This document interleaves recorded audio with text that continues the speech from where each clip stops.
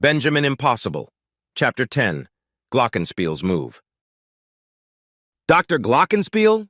The Air Force captain blurted out with surprise. Papa Impossible raised an eyebrow. You've heard of this man? Captain Lemontime nodded. Yes, he used to be a famous salvage hunter. What is a salvage hunter? Mama Impossible asked. The captain explained. He specialized in finding sunken ships at the bottom of the ocean and recovering their cargo. Benjamin nodded his head. So, Dr. Glockenspiel was a treasure hunter who searched for shipwrecks. The captain thought about this. Sort of. He didn't look for gold or pirate ships, though. Dr. Glockenspiel would recover precious cargo from sunken boats and freighters at the bottom of the ocean. Occasionally, he would salvage entire ships that had capsized. The Navy contracted him to recover a couple of their sunken battleships. Captain Lemontime sat back in his chair and continued. Maritime law gives salvage rights to anyone who recovers valuables from the seafloor. A shipwreck diver gets to keep half of what he finds, even if it didn't belong to him originally. Dr. Glockenspiel got to keep half of anything he dredged off the ocean floor, and there's some expensive stuff down there. Papa Impossible shook his head. Seems like a difficult way to make a living, though. It takes a lot of time and effort to search the sea bottom on the off chance of recovering some cargo. Deep-sea diving is dangerous. The captain agreed. You are right. Despite the challenges, Dr. Glockenspiel was very successful. He had a knack for locating sunken boats and was always the first on the scene after a boat accident. In fact, the captain said, leaning forward and looking around conspiratorially, he was too good at finding shipwrecks. The Navy stopped contracting him when suspicion arose that Dr. Glockenspiel might be sinking the ships himself before he rescued them. Sinking ships? That's piracy, Mama Impossible exclaimed. He probably used shark torpedoes to sink other boats, Benjamin said with excitement. Then he went underwater to recover the wreckage. Yes, a despicable and dangerous practice, if true. Nothing was ever proven, of course. Then Dr. Glockenspiel had a mysterious accident, and he left the salvage business. I haven't heard about him in a long time. What kind of doctor was he? Papa Impossible asked. The captain shrugged. I don't know. Does it matter? Hold on, I'll access his school records online, Charlie said as he typed quickly on his computer. It looks like Dr. Glockenspiel grew up in Germany and has a PhD in computer and mechanical engineering. His doctoral thesis was entitled Autonomous Robotic Programming in Underwater Submersibles. He has a degree in robotic programming? Papa Impossible asked. Underwater submersibles? Mama Impossible asked. Like submarines? Yes. Charlie typed some more. Also, in 3rd grade, he stole his teacher's car and sold it at a pawn shop in Munich. He had to go to summer school for 2 years. That's where he developed his underworld contacts. It's written right here in his permanent school record. Captain Lemontime raised an eyebrow. German elementary schools sound intense. Benjamin shrugged. All elementary schools are weird. That's why we homeschool ourselves. This Dr. Glocken weirdo is definitely our bad guy, though. He's a rich pirate who knows how to program underwater robots. Benjamin thought for a moment. You know what? I bet he was so good at salvaging shipwrecks because he built robots to do all the dirty work for him. Captain Lemontime turned the robot head around and inspected the inscription again. Whatever his checkered past, Dr. Glockenspiel must be crazy now. Who writes moo, ha ha on their evil robotic creations? That seems peculiar to me. Benjamin nodded. Yeah, he probably likes to milk the giant invisible cow as well. Everyone stopped and stared at the boy. What was that? Papa Impossible asked. Giant cow? You know, Benjamin exclaimed, jumping to his feet and raising his arms. That hand gesture bad guys do, the one where they raise their hands and pump them up and down as if they are milking a giant invisible cow standing over them. To demonstrate, Benjamin pumped his hands up and down and threw his head back maniacally. The world is mine, moo-ha-ha! Mama Impossible shook her head. The boy has lost me again. Now he's talking about invisible livestock. The lamb chops weren't that bad, were they? Papa Impossible patted her shoulder. Don't worry, dear. I'm sure young Benjamin will grow out of it. In fact, I think I can hear his voice changing already. Puberty is just around the corner. My voice is not changing, Benjamin replied, his voice squeaking. Hey! Captain Lemontime laughed. Your voice does sound funny. Benjamin turned to the captain, his fists on his hips. "Like you're one to talk, Captain Clementine? Your voice sounds like a little girl." Sudden realization dawned, and Benjamin's eyes widened. "All our voices are sounding higher," he squeaked. "That can only mean one thing." Papa Impossible jumped up from the table and looked upward in panic. "It's got to be a hyperhelium leak! All hands on deck! Emergency stations!"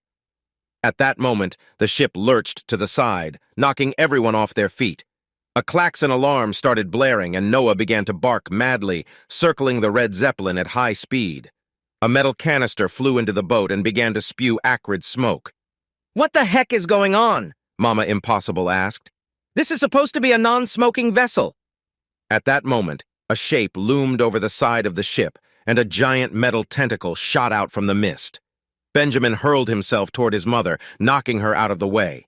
Instead of striking his mother, who landed face first in a key lime pie, the robotic arm grabbed Benjamin, and he felt himself lifted off the boat deck by metallic pincers. Through the smoke, he could see more metallic tentacles. It looked like a leviathan from the deep was boarding their ship. "It's a robotic octopus!"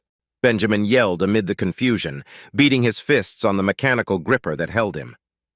Mama Impossible was picking herself up and wiping custard out of her eyes. Papa had run to the ship's wheel in an attempt to keep the airship from crashing. The robot was massive, and its additional weight was making the ship plummet toward the ocean below. Bang, bang, bang, bang! Benjamin heard loud explosions and the ricochet of bullets bouncing off the mechanical monster. He could see Captain Clementine through the smoke. The man was holding a small handgun, bracing himself on one knee, and shooting at the robot with an intense expression on his face. "Well," thought Benjamin, "bullets aren't working, but at least one of us is fighting back. I need to get into this fight before this robot drags the ship down." Benjamin struggled again, but the robot claw locked around his waist. He whistled, and Noah floated nearby. "Noah, fetch, mop!" The robotic dog zoomed away. Benjamin struggled as the robotic tentacle started to pull. He found his feet slipping on the deck as he was drawn toward the octopus's mouth. The robotic octopus didn't have a real mouth, but a round hole where a mouth should be. Benjamin was relieved that there weren't any teeth inside that mechanical maw. Instead, the octopus's interior was smooth, hollow, and transparent. It looked like a giant glass jar. "This thing is like a giant specimen bottle," Benjamin thought as he tried to pry the claw open. "Except this robotic octopus isn't collecting bugs and lizards. It's trying to collect me." His eyes widened in horror. "What does it do with its captured victims? Take them back to Dr. Glockenspiel to be put on display?" A tentacle shot out, and then, suddenly, the gunshots ceased. Benjamin saw Captain Clementine cartwheel through the air, his arms waving wildly. The captain hit the deck with a thud and slid through the galley door, disappearing into the kitchen. Noah returned with the power mop, and Benjamin grabbed the sturdy stick. "Give me that!" The robotic dog wouldn't let go. The creature clamped its muzzle on the stick and wagged its metal tail back and forth. "We aren't playing tug-of-war, you stupid dog!" Benjamin screamed. "We're in the middle of a robot battle!" Out of the corner of his eye, Benjamin could see his little brother Charlie hiding under a chair. The toddler was using his laser pointer to distract one of the robotic tentacles. Charlie moved the laser light around the boat for the tentacle to chase like an excited puppy. Benjamin had his own puppy to deal with. "Let go of the mop, Noah! Give! Benjamin said patiently as the robotic claw dragged him closer and closer to certain doom. The robotic dog reluctantly let go of the mop and barked sadly. "Good boy!" Benjamin cheered. The boy turned toward the looming robot and flipped a switch on the mop, activating its turbo mode. The end of the power mop began to spin faster and faster, the mop handle vibrating in his hands. Usually, Benjamin only used this turbo setting for cleaning dishes. The spinning mop blades were capable of pulverizing dirty dishes into a fine dust that could be swept under a carpet or over the side of the ship. Mother didn't approve, naturally. "Get your darn dirty tentacles off me, you creep from the deep!" yelled the boy as he wielded his new weapon. The spinning mop had become a whirling saw blade that he brought down on the metal tentacle. A horrific scream tore through the night and sparks flew in all directions. In a few seconds, the power mop cut through the metal arm and the claw fell lifeless to the deck.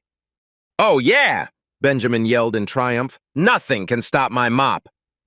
Another tentacle shot out and swept Benjamin's legs, tripping him. The boy flew into the air and landed on his back. Without his ninja suit, he felt the full force of the impact. "Ow!" he said. "That hurt." Benjamin still held the power mop in his hands, which he used to fend off another tentacle that tried to pin him down. "This octopus is tough, no bones about it." He rolled to the side, ready to jump to his feet. Unfortunately, the power mop continued to spin. As he rolled, the spinning blades caught on the wooden deck surface and grabbed hold. The mop took off like a crazy remote-control car, dragging Benjamin behind, holding on in desperation. "Ah!" Benjamin yelled as he slid around the boat. Robotic tentacles tried to crush him, but the mop pulled him around so fast the robotic appendages couldn't keep up. "Benjamin, impossible!" his mother yelled. "You are making a huge mess of this ship. Stop goofing off." "I think I'm going to throw up!" Benjamin yelled back as he spun around the deck. He was afraid to let go of the mop, as it might fly off and hit someone. "Not the good china!" his mom wailed as Benjamin crashed into a side cabinet. Fancy dishes fell to the ground and broke upon the power mop's whirling blades. "Sorry, Mom!" Benjamin cried out as the mop dragged him away again. At that moment, Captain Lemontime stumbled out of the kitchen galley with a dazed expression on his face. He had a purple bruise on his forehead, and his eyes blinked in confusion. He held a lighter in one hand and a large aerosol can of oven cleaner in the other. "Time to cook some octopus," the captain muttered as he stumbled toward the robot. He depressed the nozzle and lit the cleaning spray on fire. A jet of flame shot out of the can, which the captain directed toward the octopus's body. "Hope you kids like calamari," he yelled out, the flames illuminating his face with a demonic glow. "It's a metal robot, you dum-dum," Benjamin yelled back, still holding onto the mop for dear life. "That fire isn't hot enough to melt a robot." "Also," Charlie added helpfully, "calamari is made out of squid, not octopus." "Oh," the captain said, stepping back with a worried expression. The flames didn't hurt the robot, but they did draw its attention. Several tentacles shot out, grabbed the captain's legs, and threw Lemontime straight up in the air in a deadly toss. "Avenge my death!" the captain yelled as he shot straight up and bounced on the under canopy of the hyperhelium balloon. He fell back down to be impaled on the dinner table. Before he hit the table, however, Mama Impossible hit the clean button. Robotic hands shot out and caught the captain before he struck the hard surface. The captain looked around, dazed, as the mechanical hands stood him upright and wiped crumbs off his face with a napkin. "This is the weirdest battle I've ever been in," he said with a groan. Benjamin finally got to his feet and looked around. The power mop still spun but seemed to be slowing down. It was running out of battery power. "Look out, Mom!" he yelled, as a pair of robotic claws reached out and picked her up. She screamed, beating the tentacles with a chafing dish. Benjamin dodged a tentacle and held off another one with the mop. Before he could reach his mother, however, Mama Impossible found herself stuffed into the robotic octopus's mouth. "No!" Benjamin yelled, fighting his way closer.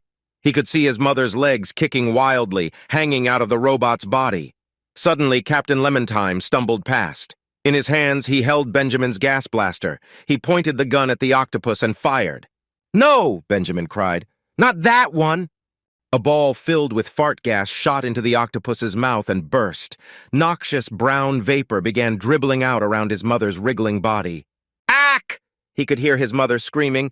"That is the foulest-smelling fart I have ever smelled! Benjamin Impossible! You are in big trouble when I get out of here!" Benjamin dodged another tentacle and yelled back, "It wasn't me, Mom! Captain Lemontime did it! I would never shoot a fart ball into a robotic octopus that you were stuck inside. I promise." Benjamin ran toward the captain. "Give me that back before you hurt yourself," he said as he snatched back his gas blaster. The captain shrugged. "How was I supposed to know it would do that? Who carries around a fart gun anyway? Go do something useful and stop squidding around. See if you can pull my mom out of that thing's mouth. I'll distract it." Benjamin switched the selector on his gas blaster and yelled, "Over here, you stupid octopus! You can't catch me!" One of the robotic tentacles shot toward him, and Benjamin jumped out of the way. The robotic claw punched into the deck, barely missing him. Benjamin shot a ball of superglue at the tentacle, pinning the appendage in place. "Stick around, sucker!" Captain Lemontime ran in and tried to pull Mama Impossible's legs, but this turned out to be unnecessary. The robot octopus, realizing that Mama Impossible wouldn't fit inside the collection jar, pulled her out and threw her aside. She fell into the lifeboat with a groan. "Brace yourselves!" Papa Impossible yelled from the wheel. The red Zeppelin, which had been slowly falling out of the sky this whole time, finally crashed into the ocean. The boat heaved and buckled, and they were all thrown to the deck on their faces. Benjamin felt like someone had dropped a piano on him. He shook his head and tried to make sense of the surrounding mess. Papa yelled out, "She's going over! The robot is pulling the boat over!" The ship tilted crazily to the side. Ropes that connected the boat to the balloon above began to break like guitar strings. Benjamin wobbled to his feet and stumbled forward. The robotic octopus, which was now in the water, seemed to be pulling as if it were trying to escape. However, one of the tentacles stuck, glued to the deck where Benjamin had shot it with his superglue. Benjamin slid crazily on the deck and spied the power mop. "I'll cut that tentacle off!" He grabbed the mop and ran back to the metal arm, intending to cut through it. He flicked the power button on the mop, but nothing happened. "The batteries are dead! We're goners for sure!" The boat groaned and tilted as the robot pulled. "This is it," Benjamin thought. "If this boat turns over, we're going to sink. The red Zeppelin would become another lost ship at the bottom of the ocean." "That robot messed up my uniform!" Seemingly out of nowhere, Captain Lemontime appeared. He looked awful, covered in dirt, grease, and assorted slop from their ruined meal. His camouflage uniform looked torn and tattered. "Give me that!" The captain grabbed the mop from Benjamin's hands and rammed it under the trapped claw. The large man pulled with all his might. "I may not be as smart as you, Benjamin," the captain grunted, veins popping out of his neck from the strain, "but I know how to create a simple lever. Help me with this."